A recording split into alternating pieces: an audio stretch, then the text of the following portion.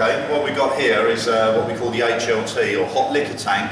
All breweries have one of these. It's full of water, and it's constantly kept at about 75, 76 degrees C. This is the basis for all of our brewing. It's all filtered and carefully looked after, and we put treatments in there to make sure that it's fit for brewing. Over here we have a mash tun, and in the mash tun is where we put all the grains. The grains go in there, and once we transfer the hot water into this mash tun, the grain steeps for about an hour and a half, and that is enough for the water and the barley to mix together and produce sugars, which is the basis for beer. Is it a certain type of grain? Or yes, we use Warminster. We use Warminster malts. I'll just show you over here. We use. If I just put these things out of the way. We've got a bag of malt here, and we purchased this from the Warminster floor roasting maltsters in Wiltshire. And if you have a look at this, that is the grain that we use to actually make the beer. It's like porridge. Yeah, that's what it is really. It's kind of a porridge. Yeah. It smells lovely as well. Does different grains make different beers? Okay. Yes. Is that the main? That's the main ingredient. Absolutely. That is the main basic ingredient. It's called pale malt.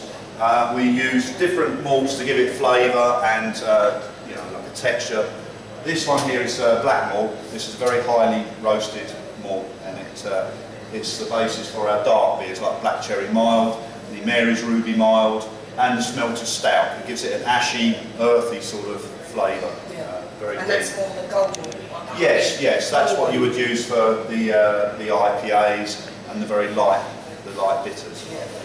Once we've got the sugars from the malted barley, then we will drain out of here, out of the mash tun, into the kettle.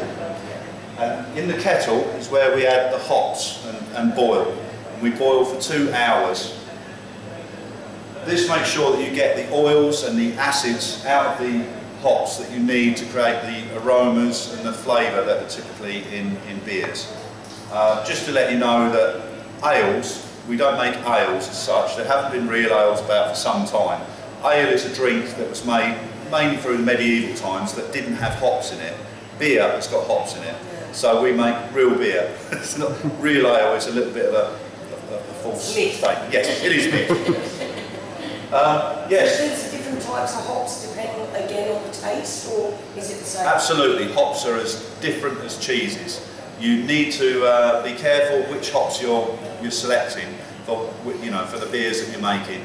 The IPAs, the Indian Pale Ales, they tend to be sharp hops, hops that have got quite high alpha acid content in them, and they impart quite a bitterness to the beer, which is characteristic of an IPA.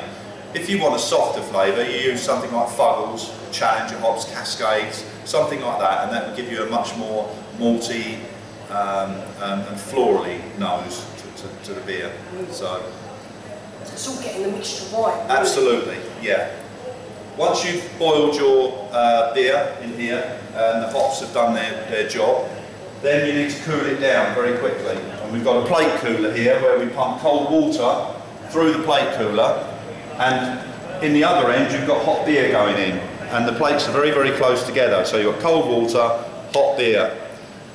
They don't actually touch, they actually meet by metal jackets inside, and the action of the water going through there, cold water, actually gradually cools the beer down as it recycles. We recapture all the cold water and put it back into the hot liquor tank, so it comes out of there hot actually, because it's trying to cool as well, but there's an exchange of heat there, and all that hot water goes back into the hot liquor tank, and then we use it for the next day's brew. So we don't waste water. Recycling. Yeah, it's all used again, yes. Yeah.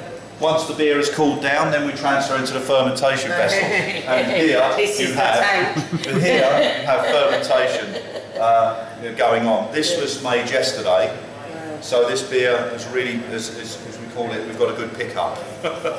And so the more fermenting you get, yes. the better the beer. Oh, absolutely. This is exactly what we want, because the yeast has got the perfect environment in which to live.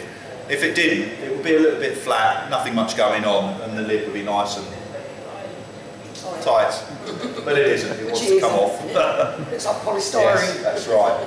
So, and that's it. So, and then we wait for about 6 days. Once it's attenuated, it's all settled down. Then we'll add some finings into the beer, just a clearing agent, and then we'll test it through the test tap there, just to make sure it's ready and it's achieved the right alcoholic gravity. And then we transfer it into casks. We've got plenty of metal casks here.